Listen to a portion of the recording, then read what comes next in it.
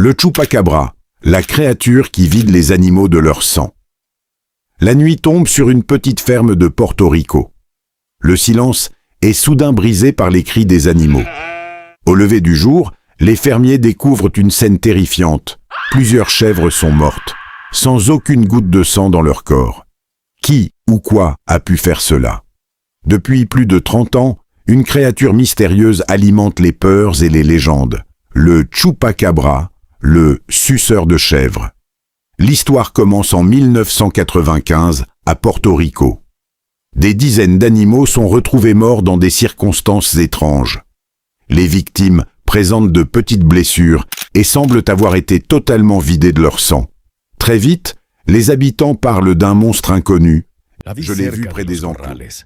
Elle était grande, brune et ses yeux brillaient. Je n'avais jamais rien vu de pareil.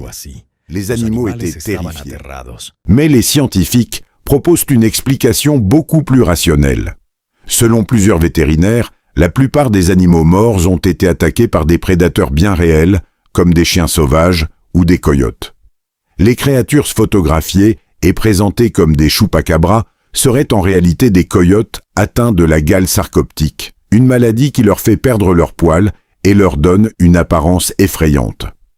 Quant aux animaux prétendument vidés de leur sang, les experts expliquent que le sang s'écoule souvent dans le sol après la mort. Alors, le chupacabra existe-t-il vraiment? Est-ce une créature inconnue qui rôde encore dans les campagnes d'Amérique latine? Ou simplement une légende née de la peur et de quelques explications mal comprises?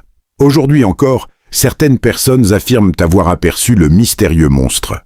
Et lorsque la nuit tombe sur une ferme isolée, beaucoup préfèrent ne pas sortir, au cas où le chupacabra serait toujours là, dans l'obscurité.